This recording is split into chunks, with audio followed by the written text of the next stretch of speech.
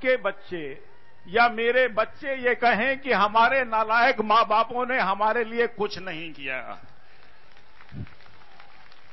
ये ऐसा सड़ा गला देश छोड़ गए वो बुड्ढे। ये साली हमारी से जो पहले वाली जमात थी, इन्होंने मरवा दिया। मेरे बच्चे बोलेंगे मेरे से वो बर्दाश्त नहीं होगा, मैं लड़के मर जाना पसंद करता हूं, जिंदा नहीं रहना चाहता। और ये ऐसी लड़ाई होगी, महाभारत सुना है आप लोगों ने, ये महाभारत ऐसा होगा जो इस जगह की पीढ़ी देखेगी और नॉर्थ ब्लॉक से लेकर साउथ ब्लॉक से लेकर 10 जनपद तक का ईंट तोड़ दिया जाएगा। युद्ध का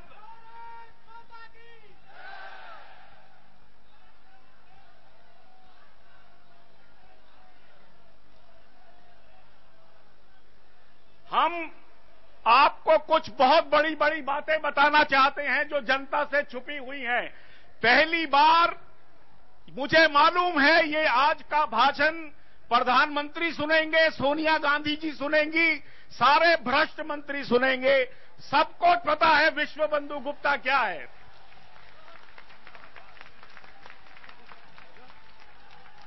और मैं अपनी बात और आप लोगों की बात वहां तक पहुंचाने के लिए एक एक चीज का आज खुलासा कर दूंगा। सुब्रमण्यम स्वामी जी मेरे दोस्त हैं, उनसे ज्यादा मैंने लड़ने वाला आदमी नहीं देखा, मुझे पता है। सुनिए, हम लड़ेंगे, मरेंगे। अब आपको मैं कहानी बताता हूं, ध्यान से सुनिए। इस देश के साथ धोखा कैसे दिया गया पिछले 6 सालों में, आराम से सुनिए। ये ऐसी कहानी है जो आपको सुनकर आपको चौंका देगी। हाँ जी, मैं प्रणब मुखर्जी से मिला जो भारत के वित्त मंत्री हैं। मैंने कहा, योर एक्सीलेंसी मिनिस्टर साहब, हमारा स्विट्जरलैंड में 70 लाख करोड़ हमारे लोगों का पैसा पड़ा हुआ है, आप उसको लाने के लिए कानून क्यों नहीं लाते?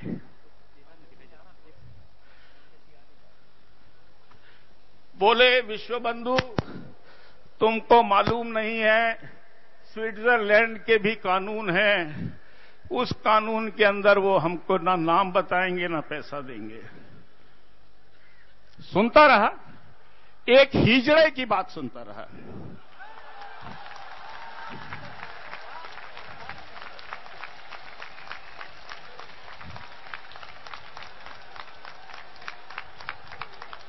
एक हिजड़े की बात सुनता रहा, मन में आया मेरे मां बाप अंग्रेजों की आजादी में जेल गए थे, ये हिजड़ा यहां बैठा क्या कर रहा है?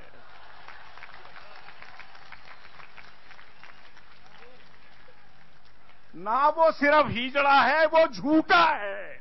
हर बार पार्लियामेंट में झूठ बोलता है, हम बताएंगे। अब आपको मैं स्विट्जरलैंड का बता दूं। स्विट्जरलैंड की कुल आबादी 66,80,000 है। सुना आपने? नई दिल्ली और साउथ दिल्ली की आजादी 66,80,000 है। अगर 66,80,000 हिंदुस्तानी स्विट्जरलैंड पे जाकर कब्जा कर लेगा, मुझे मालूम है हम कब्जा कर लेंगे। अरे 120 करोड़ के देश के नेताओं, तुमको आज 66,20,000 का वो चोर मुल्क, सारे यूरोप के अंदर 18 साल की लड़की को वेश्यावृत्ति का करने का अधिकार दिया गया है। स्विट्जरलैंड यूरोप का अकेला देश है जहां पे 16 साल की लड़की से वेश्यावृत्ति कराई जाती है। स्विट्जरलैंड वो देश है जहां पर, अच्छा और सुनिए, मैं आपको और कुछ फैक्ट्स बताता हूं आपको। 2005 में, स्वामी जी आप सुनिए, आप इकोनॉमिस्ट हैं, सुनिए। 2005 में जिन बैंकर्स ने, स्विस बैंकर्स एसोसिएशन ने एक चिट्ठी लिखी सरकार को कि हम आपके देश में आना चाहते हैं। 2007 में वही बैंकर्स जिनके पास 70 लाख करोड़ रखा हुआ है, वो दिल्ली आए, उनकी फोटोएं हैं हमारे पास। उन्होंने कहा हमको हिंदुस्तान में स्विट्जरलैंड के बैंक खोलने दिए जाएं, हमको स्विट्जरलैंड का दुनिया में लूटा हुआ पैसा बंबई की स्टॉक मार्केट में लगाने दिया जाए। शर्म की बात है। चिदंबरम साहब से मैं जवाब मांगता हूं, 2007 में स्विस बैंक्स को आजादी दी गई भारत के स्टॉक मार्केट्स पे सट्टा खेलने की। 2005 में भारत में 4 स्विट्जरलैंड के बैंक खोले गए और 8 इटली के बैंक खोले गए। ये वो इटली के बैंक हैं जिनमें घाटा हो रहा है, जिसको वहां का माफिया चलाता है। इससे आगे जाने की मुझे जरूरत नहीं है। जैसे बाबा जी ने बोला, बाबा जी को मैंने ही लिस्ट दी थी 8 बैंकों की। अगर बहन मेरी सोनिया जी अगर देश को लूटने आई हो तो लाल किले से ऐलान कर दो ऐलान। अगर हम में देश का खून है तो हम जीत लेंगे, और अगर तुम में इटली का खून होने का तुम में गर्व है तो तुम जीत जाना। एक बार ये लड़ाई आर पार की हो ही जाए तो अच्छा है। ये लड़ाई ज्यादा दिन नहीं चल सकती। मैं रोज टेलीविजन के आगे घुट घुट कर नहीं मर सकता इस देश के भ्रष्टाचार से।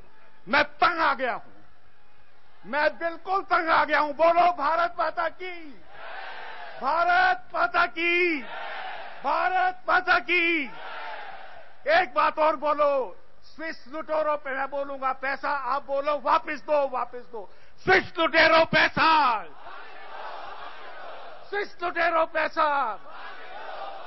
इतनी जोर के आवाज लगाओ कि ज्यूरिख पहुंचे। ये आवाज मैंने फिर एक दिन मनमोहन सिंह जी को कहा। मैंने कहा चीन आ रहा है, कश्मीर के अंदर हवाई अड्डे बन गए हैं, क्या क्या बन रहा है। मैंने को जानते हैं। मैंने कहा प्रधानमंत्री जी, इससे अच्छा तो हम लड़ ही लें एक बार। 120 हम हैं, 150-60 वो हैं, कोई बात नहीं। देखिए, जब 2 आदमियों में लड़ाई होती है, लड़ाई वो नहीं जीतता जिसका कद ज्यादा है, लड़ाई वो जीतता है जिसमें लड़ाई ज्यादा है।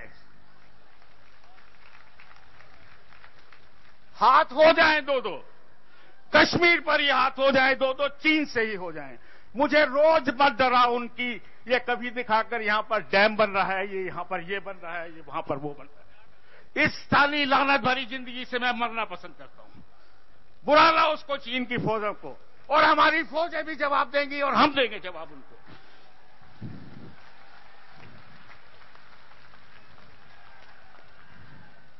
आपको कुछ हसन अली का खुलासा करता हूं। इनकम टैक्स डिपार्टमेंट जिसमें मैं कमिश्नर था, उसने पूना में छापा मारा। छापे में एक लैपटॉप पकड़ा गया जिसमें 17 नाम थे। एक नाम पढ़ा जा सकता था अदनान कशोगी का, बाकी 16 नाम कोडिड थे, समझ नहीं आ रहे थे। हमारे अफसर थक गए। उन्होंने कहा कि साहब ये नाम नहीं पता लग रहे। एक आदमी ने, एक ईमानदार ऑफिसर ने स्विट्जरलैंड को चिट्ठी लिखी, आप इन लोगों के नाम बता दीजिए। और कुछ हुआ ऐसे, उन्होंने कहा हम ये नाम देने को तैयार हैं अगर आपके वित्त मंत्री हमको चिट्ठी लिखते हैं। सुनिए जरा, इस देश के चिदम्बरम का कैरेक्टर देखिए आप। वो आदमी को इस्तीफा देना पड़ेगा। हम आपको उसका कैरेक्टर बताते हैं। हम चिदम्बरम का कैरेक्टर बताते हैं। चिदम्बरम ने क्या किया, 17 आदमियों की लिस्ट लिखी। मुझे कारण मालूम नहीं उन्होंने चिट्ठी क्यों लिखी, लेकिन लगता है उनके मन में घूस खाने का लालच आया। उन्होंने कहा ये 50,000 करोड़ की मोटी मोटी बिल्लियां आ गई हैं, नाम आऊंगा, इनका ब्लैकमेल करूंगा और घूस खाऊंगा। इतिहास भी आदमियों से क्या क्या करा देता है। चिट्ठी लिखी गई, हसन अली के अकाउंट निकले, 17 नाम आए, लेकिन चिदम्बरम की किस्मत का घड़ा फूट गया।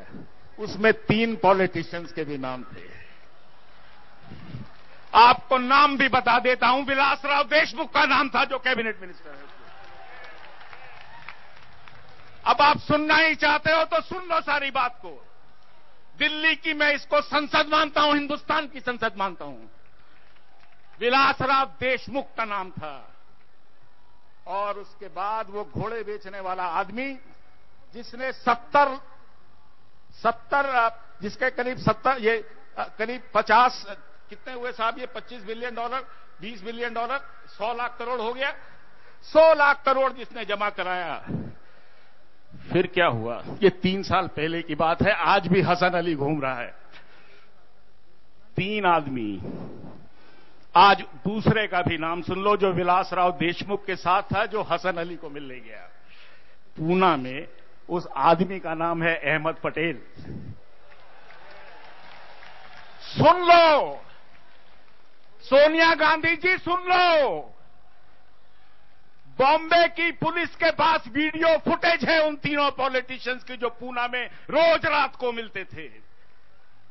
मैं अहमद पटेल से पूछना चाहता हूं, पता नहीं कितने लोग जानते हैं, वो हमारी यूपीए की चेयरमैन के राजनीतिक सलाहकार हैं।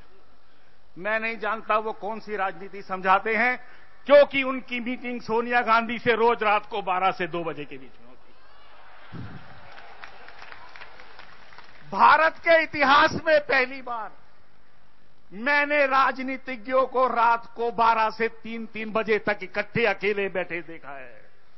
अरे उल्लू बैठ जागते हैं उस समय। तो ये सोनिया गांधी जी बताएं, ये अहमद पटेल बताए कि हफ्ते में कम से कम 2 या 3 बार जब सोनिया गांधी का फोन आता था, तो अहमद पटेल रात को 12 बजे गाड़ियां बदल बदल कर छुपने 10 जनपद किस लिए जाते थे? क्या होता था? क्या हिसाब तय होता था? क्या पैसे की बात होती थी? सारी दिल्ली को मालूम है। सुब्रमण्यम जी बैठे हैं। आज ये देश डिपार्टमेंटल स्टोर है। दिल्ली, हिंदुस्तान के इतिहास में इस सरकार ने वाइस चांसलर की पोस्ट भेजी। राज्यसभाएं बिक रही हैं 35 करोड़ की। हर चीज बिकी, और बिकते बिकते यहां तक आ गया, इस मुल्क की जमीन भी सरकार ने बेच दी। हसन अली, हमको मालूम है दाऊद का आदमी है। दाऊद का वो ही क्यों है? 2G स्कैम में आपने शाहिद बलवा का नाम सुना? शाहिद बलवा पे 2G स्कैम ने एक आदमी के कारण आज मुल्क में मैं खड़ा होकर बोल पा रहा हूं। वो है सुप्रीम कोर्ट के chief justice of India Kapadia, जो एकदम निहायत ईमानदार आदमी है। मैं चाहता हूं, मैं बोलूंगा, कपाड़िया जी आप हैं, जिंदा रहें। कपाड़िया जी, कपाड़िया जी, कपाड़िया जी। उस आदमी ने मजबूर किया सीबीआई को, आप जाइए, अनिल अंबानी को पकड़िए, टाटा को पकड़िए, शाहिद बलवा को पकड़िए, वीडियोकॉन के दूत को पकड़िए, एसआर के रुइया को पकड़िए, इनको लेकर आइए, और आज सब चक्कर काट रहे हैं। लेकिन हुआ इसके बाद कुछ और भी। शाहिद बलवा के यहां जब छापा पड़ा, तो बहुत बड़े बिल्डर हैं, वो पहले सड़क पर चलते थे थोड़े दिन पहले, उनके पास कागजों में शरद पवार के कागज मिले, हजारों करोड़ घूस के। अनर्थ हुआ। मुझको यह समझ में नहीं आता कि इस देश की मंत्रिमंडल में कोई ईमानदार मंत्री है भी कि नहीं है। और आपको मैं आज, एक बहुत बड़ी साधु संत लोग बैठे हैं, मैं आपको प्रणाम करता हूं, बाबा को प्रणाम करता हूं। आपको एक बात बताऊं, कुतरोची छुपे बैठे हैं स्वामी जी सुब्रमण्यम जी, उनका एक लड़का है मलिस्मा, MALISSMA, सारे कागजात मेरे पास हैं। मैं कोई बात बिगर कागजात की नहीं करता। मैं कमिश्नर रहा हूं, मैं कोई जरा सी बात भी नहीं करता। मलिस्मा, अब ये कुछ इटली में कुछ और तरह से बोल रहे हैं जो मुझे पढ़ने में आया। उस आदमी ने 2005 में अंडमान निकोबार में तेल की खुदाई का ठेका लिया, इस सरकार के अंदर लिया। जिस कुतरोची को ये आप स्वामी जी बोलते हैं, ढूंढो, मलिस्मा को इटली की सबसे बड़ी racketeer company ENI limited India के नाम से खोला गया। कुतरोची के लड़के का दफ्तर मेरिडियन होटल के अंदर है। चल पड़ो, चलो वहीं तोड़ देते हैं उसको साले का। नहीं सर, एक सेकंड, मैं बस बंद कर रहा हूं। कौन सा नाम? तीसरा हमको नहीं बताया जा रहा अभी तक। सुन लीजिए, बस मैं खत्म कर रहा हूं, आदेश हुआ है। इतना मैं बता दूं, वो मामला अभी तक मीडिया की नजर में नहीं आया है, न संसद की नजर में आया है। संसद के 80%